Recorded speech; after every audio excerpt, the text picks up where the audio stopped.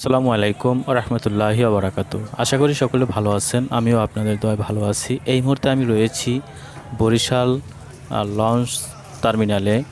এখানে আমি আপনাদেরকে আজকে সুন্দরবন 15 লঞ্চটির ভিতরের যে জায়গাগুলো রয়েছে এবং ইঞ্জিন, যে এই লঞ্চটির ইঞ্জিন কত বড় ইঞ্জিন, সেই বিষয়টা আমি আজকে আপনাদের সঙ্গে দেখাবো। আমি একটু পরেই লঞ্চটির ভিতরে আমি প্রবেশ করব।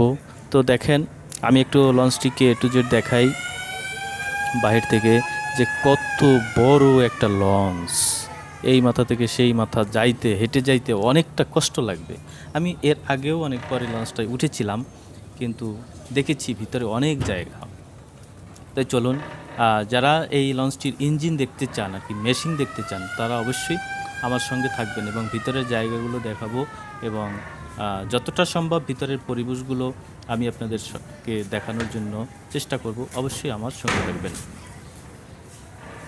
আমি প্রবেশ করতেছি যে আমি এখন এই লঞ্চটিতে প্রবেশ করব, সেই উপলক্ষে আমি একটু লঞ্চের সামনের দিকটা আসলাম, যে গেট আপটা একটু দেখানোর জন্য। দেখেন কত বড়, আমার মনে হয় যে আমাদের এদিকে প্রায় 4তলা একটা বাড়ির সমতুল্য উঁচা হবে। এই লঞ্চটা যদিও 3তলা লঞ্চ, কিন্তু উপরে মাস্টার কেবিন রয়েছে 4তলায়। এটা 4তলা একটা বিল্ডিংয়ের সমতুল্য উঁচু হবে। অনেকটাই ভিতরের জায়গাটাও অনেকটাই বেশি। তো আমি এখনই প্রবেশ করব এর ভিতরে। বাহির থেকে একটু আপনাদেরকে দেখাচ্ছি যে কীরকম ডেকোরেশন বাহির থেকে দেখা যাচ্ছে। আর পরবর্তীতে পাশে আরেকটি লঞ্চ আছে, সেটা হচ্ছে সুন্দরবন 16। ওই লঞ্চটির ভিতরে আরও কিছু মজার দৃশ্য আছে। একটা জেনারেটর, ইয়ামাহা বড় একটা জেনারেটর রয়েছে। তো আমরা সেটিও দেখব এই ভিডিওর পরবর্তী স্টেপে। তা আমি এখন হাঁটি পা করে লঞ্চের ভিতরে প্রবেশ করলাম। অনেক বড় জায়গা, অনেক বড় জায়গা। জায়গার কোনো শেষ সীমারেখা নাই। চোখে পড়লো কিছু গেলান। আসলে দেখি তো আমরা এগুলো কিসের গেলান। এগুলোর ভিতরে রশি লাগানো রয়েছে এবং লঞ্চে যে যাত্রী উঠবে তারা পানি বাসা থেকে নিয়ে আসে না, অনেক সময় তারা এখান থেকে এই পানিগুলো কিনবে। তার জন্য এগুলো এখানে জামানত রাখা হয়েছে। হয়তো 10 টাকা বা এখন 20 টাকার নিচে হবে না, 20 টাকা পানির বোতলটা দিয়ে কিনতে হবে, এরকমটা আমি যেহেতু জানি। এখন আমি লঞ্চের ভিতরে, এটা হচ্ছে ডেক। এই ডেকটা দেখেন, ওই প্রান্ত দেখা যাচ্ছে না।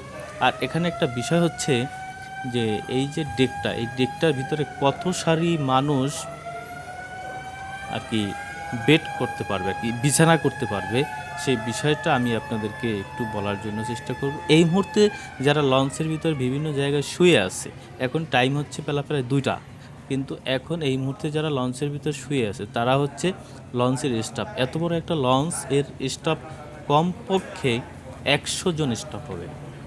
এই লঞ্চটা পরিচালনা করতে প্রায় 100 জন স্টাফের প্রয়োজন রয়েছে, আমি যেটা মনে করি। তো আমি ডেক সম্পর্কে বলতে না বলতে আমি পিছনের দিকে চলে আসলাম, ইঞ্জিন রুমের দিকে। আমি এখন ইঞ্জিনটাকে দেখার জন্য চেষ্টা করব। এত বড় ইঞ্জিন, আমার মতো 2টা মানুষ যদি শুয়ে থাকে তারপরেও ইঞ্জিনটা বড় হবে। এই যে দেখেন, ইয়ামাহা বিশাল বড় একটা ইঞ্জিন। এটা হচ্ছে 6 সিলিন্ডার। প্রত্যেকটা ইঞ্জিনই 6 সিলিন্ডার হয়ে থাকে, কিন্তু এর ভিতরে আরপিএম আছে এবং মডেল আছে, হর্স পাওয়ার আছে।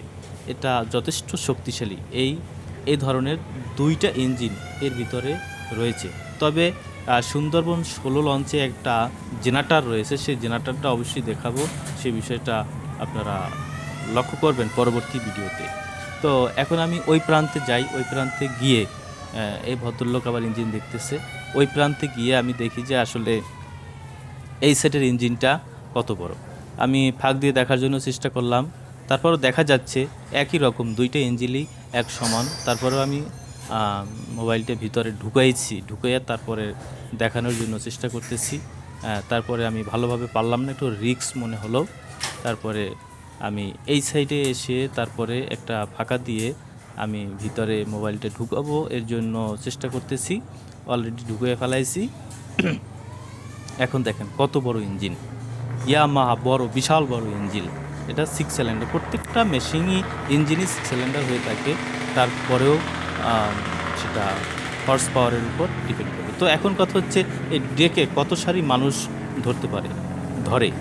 এই সুরভি, সরি, এটা হচ্ছে সুন্দরবন। এই সুন্দরবন 15 লঞ্চটায় 8টা সারি মানুষ শুইতে পারে, 8টা সারি।